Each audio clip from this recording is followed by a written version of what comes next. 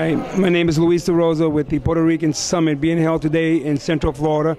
And we take this opportunity to thank all the residents and all the business of this area. We this is the fourth annual that we're having this event here in Central Florida, in particular Orange County, for the sole purpose that this is where you have your largest concentration of Puerto Ricans. As you know, Puerto Ricans are the second largest Hispanic group and growing in the state of Florida. And today we have people from New York, from Puerto Rico, from Miami, Hillsborough. I mean, we're very excited. And today we have a special guest who's been at the forefront, not only a former elected official, but also a successful attorney here in Central Florida by the name of Tony Suarez, and we thank him for his support. Thank you very much, Louis, for the invitation. Well, I think it goes beyond that. You have not only here with us today because of our invitation, but you've also, behind the scenes, have been very supportive of our efforts to come here and to find ways where we can look for that common ground and work as a community to move forward. Well, I think that's the essence of what it means to be community. The Puerto Rican community is an extended family. It goes beyond Puerto Rico. There are as many Puerto Ricans now on the mainland as they are on the island. And we have been struggling in this with an identity crisis and to keep our cultural heritage solid and also advance within the general community of the United States. That struggle you and I have been involved in for many, many years. And so the effort of the Puerto Rican Chamber and all your efforts have been doing exactly that, to try to put together all these diverse groups with South Florida, Central Florida, and previously New York, etc., to try to accomplish that. An economic advancement, integration of the communities, assistance both, because the Anglo community benefits from our talent and our efforts, and vice versa. So I think that's a tremendous effort. You have been at it for many, many years, and I think it's been successful. This is really growing into a very nice event. It's twice as big as I remember than it was last year. You've got a good attendance, and I think that this is portends for a very positive future. Good, thank you. And I think without your support, this would not have been made possible, believe me, when I tell you that. Because just to have the moral support, the encouragement, move forward in the midst of challenges and pitfalls, because you have that when you put together major events, especially when you're not from the town. Right.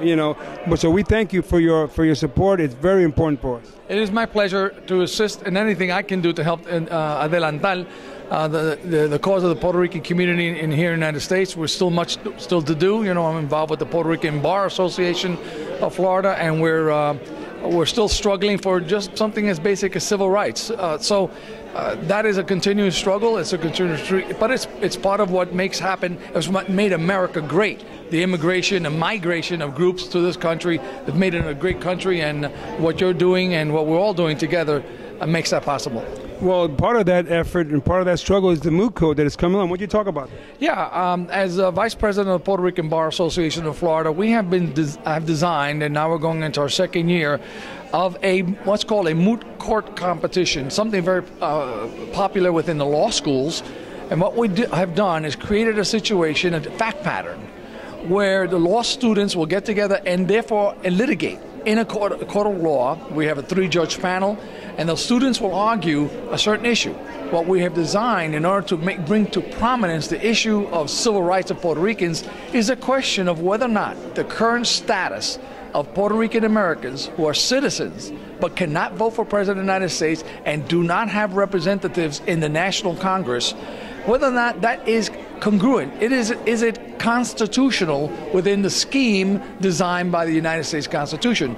And the only way to have that done, it can't be done politically because there's too many obstacles, too many people on the sides. But ultimately, this is a question of the interpretation of the Constitution and what is right. And so the Puerto Rican Bar Association is undertaking a task of concentrating on that issue.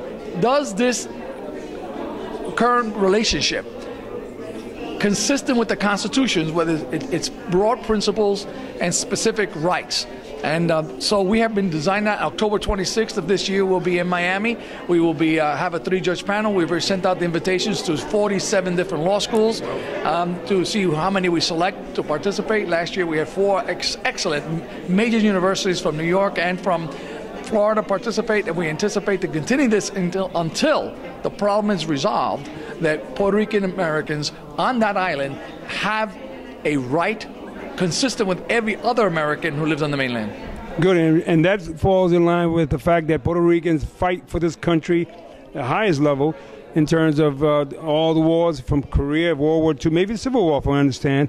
And we've always been there making our contribution. And I think that's very key to what we're doing in the future. So thank you for your efforts. I look forward to the moot court. It's on October 26th down in Miami Beach. We welcome everyone to please come. If you want some more information about that, why don't you give your number? Yeah, my website, www.anthonysuarezlaw.com. You can send me an email, let me information about the moot court, MOOT, moot court competition. Good. Thank you, Tony, and thank you for your support. Thank you.